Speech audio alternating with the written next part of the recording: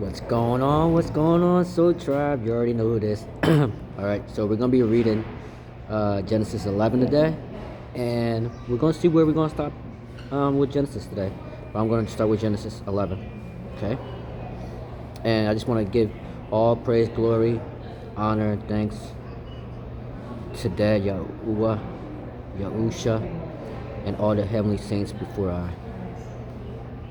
Thank you for guiding me with your spirit, your true spirit, in the way of the truth. Holy saints set apart. Thank you for being with me. I love you with all my heart, and I won't compromise for the kingdom at all. You guys didn't do it, I won't do it neither.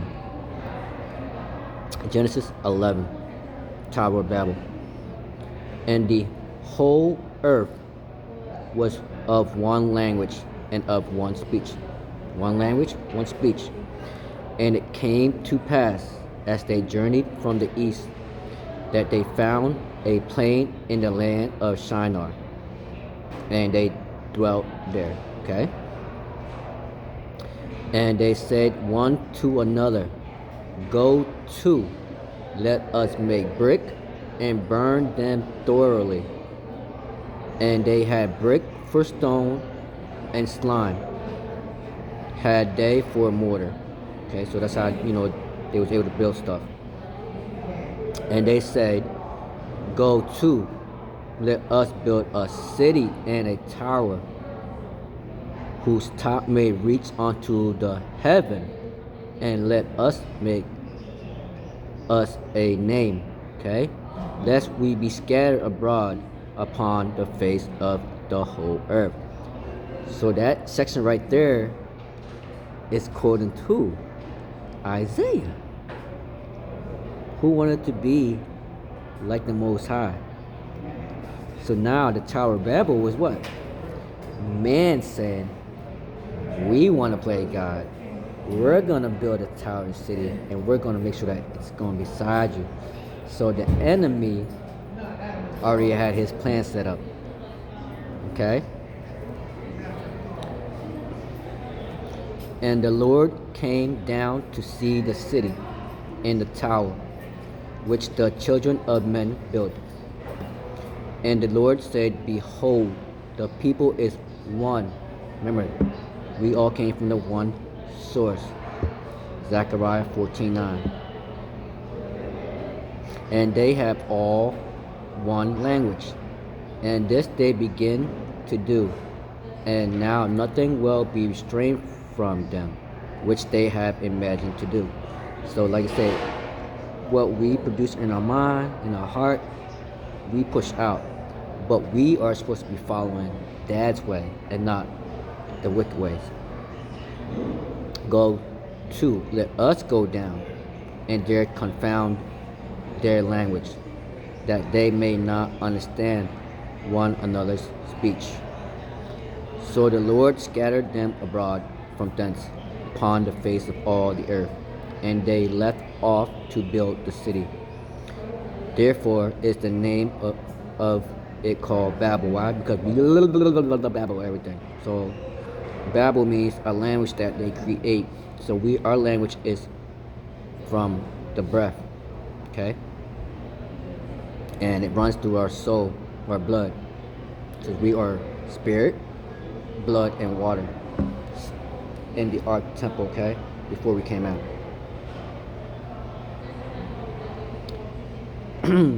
Because the Lord did there confound the language of all the earth, and from thence did the Lord scatter them abroad upon the face of all the earth. Okay, I repeated that again. Now we're going to go through Shem's line to Abraham. So we had Adam to Shem. Adam to Noah, and then from Noah to Shem, and then from Shem to Abraham. These are the generations of Shem. Shem means name. And remember, we should say, I come in my father's name. What's Dad's name? Yahuwah. Any other name that you guys are using? Paganism.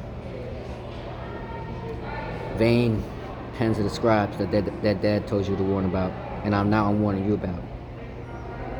Shem was 100 years old, and he begat Arphaxad 2 years after the flood. And Shem lived after he begat Arphaxad 500 years, and he beget sons and daughters. So now everything that does is replenishing more with sons and daughters. And Aphrodites lived 530 years and beget Salah. And Aphrodites lived after he beget Salah 403 years and beget sons and daughters.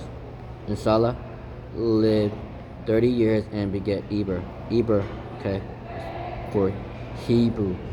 So which line? Noah to Shem's line, the name, because we are called by Dad's name. I'm called by Dad's name. That's how we're holy saints and set apart, because you're called by his name. And Salah lived after he begat Eber 403 years and begat sons and daughters. And Eber lived 430 years and begat Peleg. And Eber lived after he begat Peleg 430 years and begat sons and daughters. And Peleg lived 30 years and begat Reu. And Peleg lived after he begat Reu 209 years and begat sons and daughters. And Reu lived 230 years and begat Serug. And Reu lived after he begat Serug 207 years and begat sons and daughters. And Serug lived 30 years and begat Naar. And Serug lived after he begat Naar 200 years and begat sons and daughters. And Naar lived 920 years and begat Terah. And Naar lived after he begat Terah 119 years and begat sons and daughters. And Terah lived 70 years and begat Abraham, Naar, and Haran. Terah 70. Remember, everything is on a 70 plan. That's what according, right? But I beg different. It could be 80 or 84. But like I say, once you know the timeline, you know what to do. Now this is Terah's family. Now these are the generations of Terah. Terah begat Abraham, Naar, and Haran. And Haran begat Lot. And Haran died before his father Terah in the land of his nativity. Okay, nativity is from the land that you were born. I was born from heaven and sent here, okay? Begotten in heaven, sent here. Now this earthly body is going to take me back to remember who I was.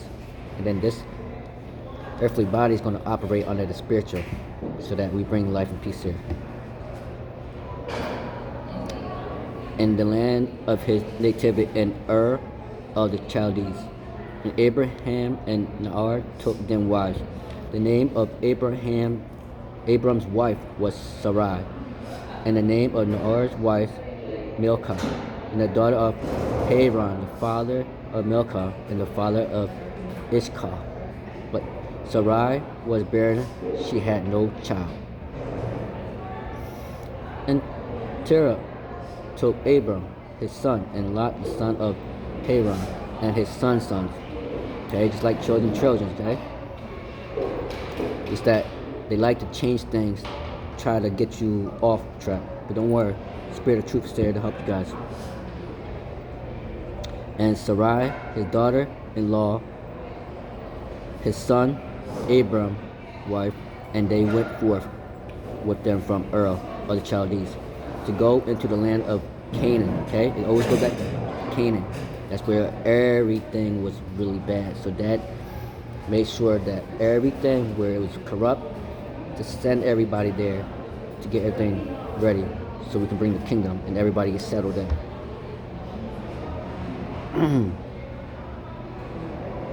And they came unto Haran and dwelt there. And the days of Terah were 205 years, and Terah died in Haran. Okay, that was the end of Genesis 11. So now we're going from Shem to Abraham, okay? How we all got there. Now we're going to go with Abraham's call in Genesis 11. Genesis 12. Now the Lord said unto Abram, Get thee out of thy country, and from thy kindred, and from thy father's house, unto a land that I will show thee. Okay? And I will make of thee a great nation, and I will bless thee, and make thy name great, and thou shalt be a blessing. Okay? A nation shall be great, and shall be blessed. And I will bless them that bless thee, and curse him that curseth thee. And in thee shall all families of the earth be blessed. Remember, the cursing and blessing was for our father Abraham. It wasn't to his lineage. This was the call for Abram that he was called for. That was his personal call. Okay? So just like I got my personal call, anybody try to bless me, thank you. Anybody curse me, please don't do that. I love you. I don't want my heavenly team to go after you guys. Okay? We're supposed to be in unity of love. That's what I'm here to bring. Unity of love, life and peace. This is Abram entering Canaan. So Abram departed as the Lord had spoken unto him, and Lot went with him. And Abram was 75 years old when he departed out of Haran. And Abram took Sarai his wife, and Lot his brother's son, and all the substance that they had gathered, and the souls. You guys are always talking about the spirit. You just never talk about the soul like that. The soul is sleeping.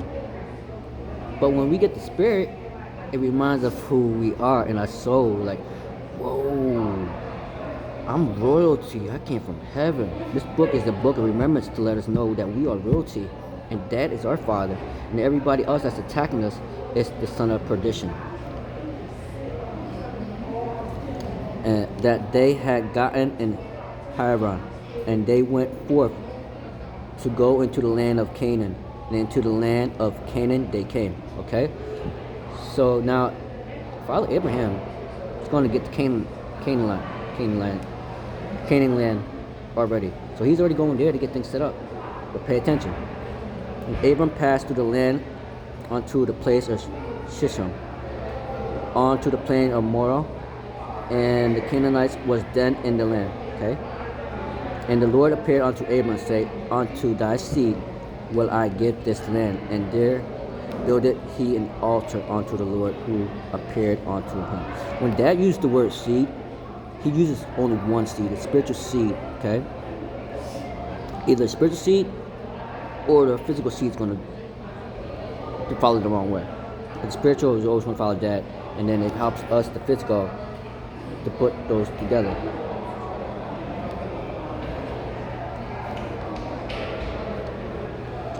And he removed from thence unto a mountain on the east of Bethel, and pitched his tent, having Bethel on the west, and Hai on the east.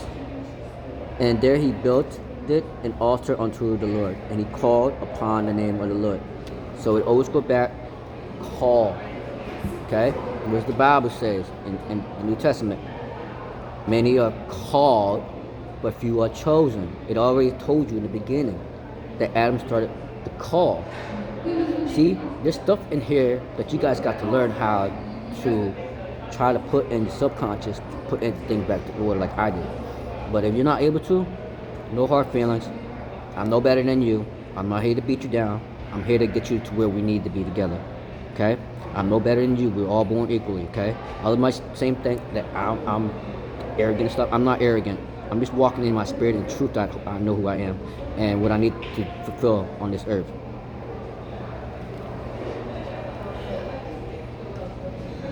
And Abram journeyed going on still towards the south. Abram's deception. And there was a famine in the land. And pay attention to the deception, okay? Like, God called Abram, okay? And Abram followed him. Now, Abram was using deception?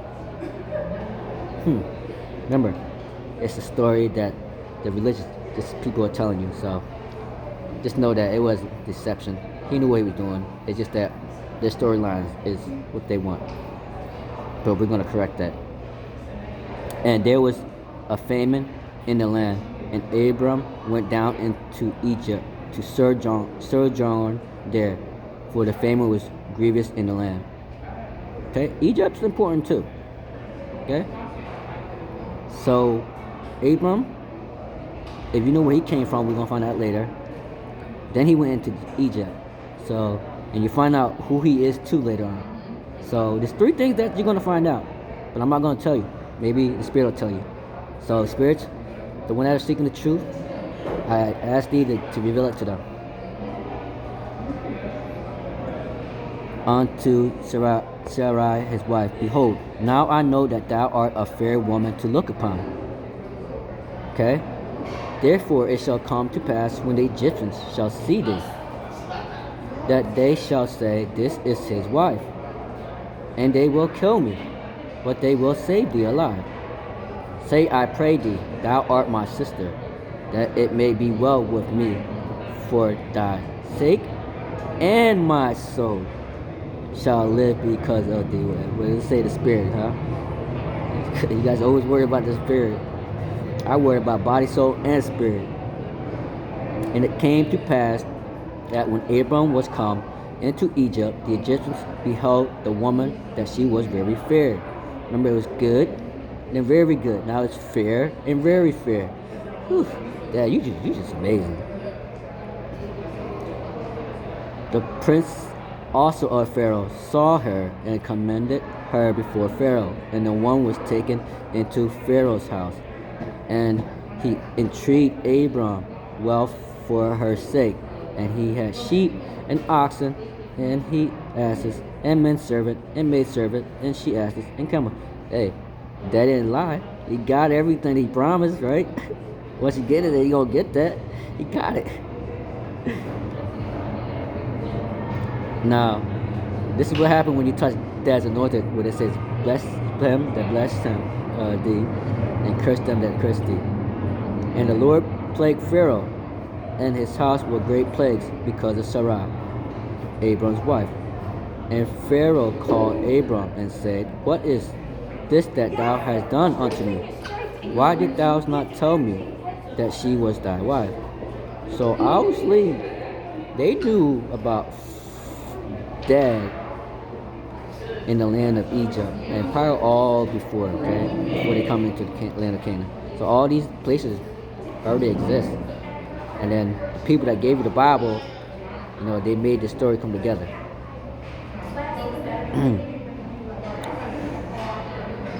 And Pharaoh called Abram and said, what is this thou hast done unto me? Why did this thou not tell me that she was thy wife? Why sayest thou, she is my sister? Yeah, before Dad says no more, incest and stuff. So he had to find a way to populate. But the thing was this, here's other people. So the people that gave you the Bible is playing God with y'all. Okay?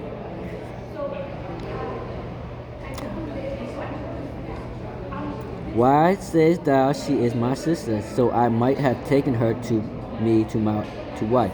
Now therefore, behold thy wife, take her and go thy way. You see what happened? When Dad's with you, nobody can touch you. They can try. Like I say, you guys can do whatever you want. I already know where I stand at. I already know I'm about to be blessed, and I'm gonna bless the whole world. Okay, and we're gonna leave a legacy after Dad's name. Who am I to leave a legacy in my name? Tell me, guys. Huh? Exactly my point. And Pharaoh commanded his men concerning him, and they sent him away, and his wife, and all that he had.